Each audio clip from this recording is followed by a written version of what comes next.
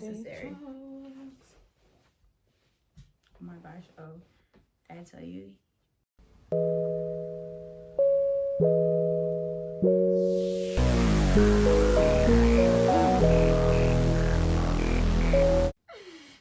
No, please. It's fine.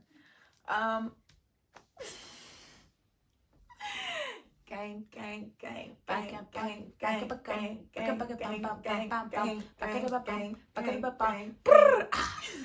What do you mean? Because I'm married. Oh, that quick thinking, dog. I think that's why I'm so funny, because I flip and switch like that, man. You guys, we missed you guys since yesterday. Welcome back. If by now you don't know our names, then like literally, what it's Mish. It's Kui. And we are The Raw. So back with another one. And today, let's talk about this one, okay? Okay. Question of the day: is ghosting someone ever justifiable? I could think of some justifiable situations. Let me caveat by saying that there's levels to this, okay? And like generally speaking, ghosting once you've gotten to know someone or you're on like a consistent flow is quite rude. But I'm a rude gal.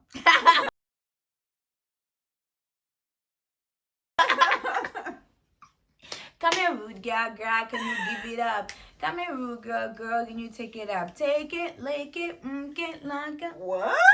That's not how it go. Tonight, I'm gonna make you be the enough, captain. please. Enough.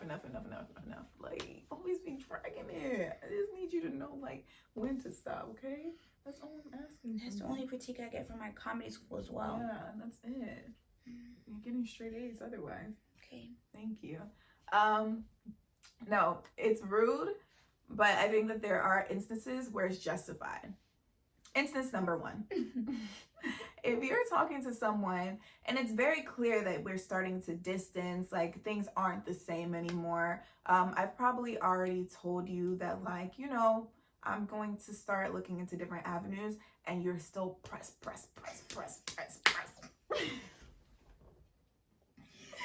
And like, this is just like coming off the top of my mind from like just like general life situations that myself or my close friends, best friends might have experienced themselves. But I think that it's worth noting, it's worth noting, because sometimes it's like you have to be able to read the room, read it, read the conversation, read the context.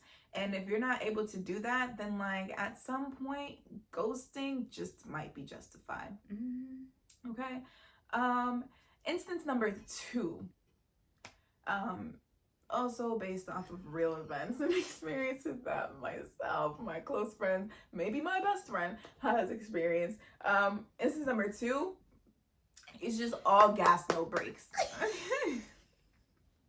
All gas, no brakes. Okay, like it's like every day, boom, every minute, do, every second, call. Like at some point, you're overwhelming. Okay, it's overwhelming. And so at that point, it's like, if you're not giving me room to breathe, I might just take the room to breathe, and in taking so, you might just get ghosted. Instance number 3, to hop in.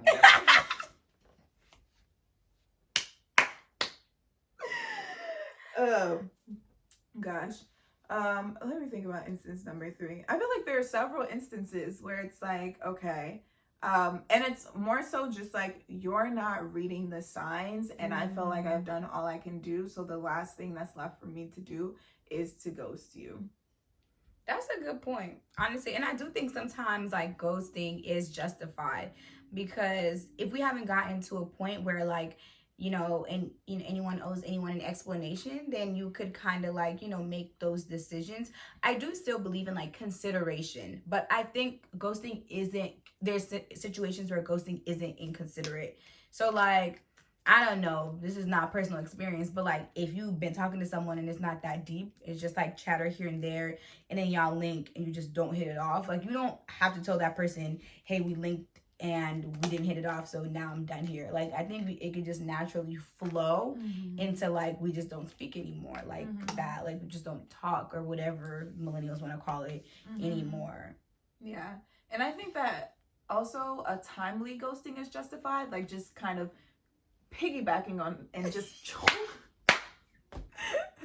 if I just grab what Mitch said into a chokehold. And I'm just gonna piggyback off of Taylor here. And when Rob was talking, he actually reminded me of something. So if I could just put you in a tight chokehold and go in a different direction with this.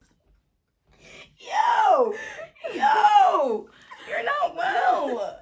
If I could just piggyback and somersault off what Micheline just said and then backflip into my landing, what I would say to that is that there's a timely ghosting to where it's like you ultimately know that that's the end goal, because it's like, okay, we were talking every day, and then every day becomes like twice a week, and then twice a week becomes like once a week, or yeah, and then a monthly, and then it's like we just fade off, you know, like that natural timely thing where it's like, okay, we're not like pressing and the momentum is like losing, then that's like, I feel like that's a justifiable like ghosting. And then it also feels mutual as well, because it's like, if I'm not hitting you up as often, you're not hitting me up as often, then we both understand what's happening here, and the conversation isn't necessary. We just allow it to play out, and then it just like fizzles out. And like that's also a justifiable ghosting. Yeah.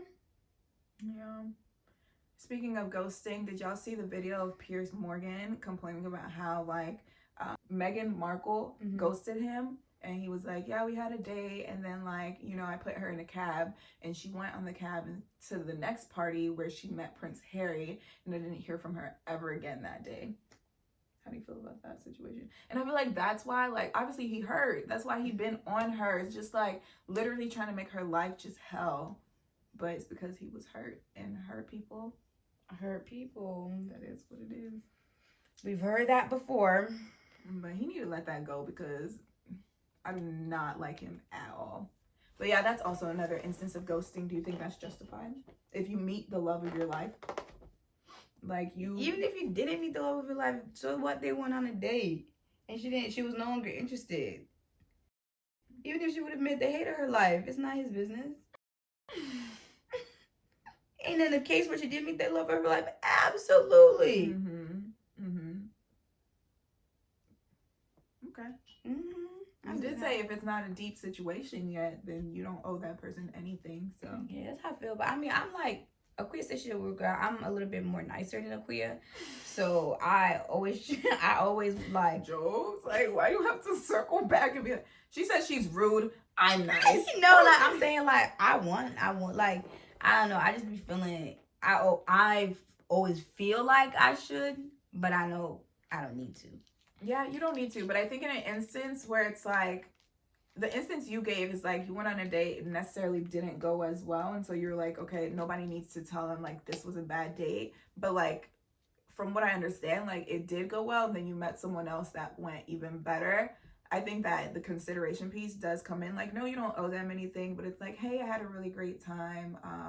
And then just like being able to break it to them that like you just probably aren't going to pursue that for whatever reason or the next, or just like let them down easy. Because I know people be really, really hurt about the ghosting thing, and which is why I'm saying like there's certain instances where you can understand the ghosting, but for the most part, at face value, ghosting is rude, and people do get offended by it, because it's like it would have taken you 2 seconds to say you weren't interested in whatever way that you wanted to formulate that. So yeah. Oof indeed. Well, y'all let us know if y'all have had any ghosting scenarios or situations, or how you generally feel about it.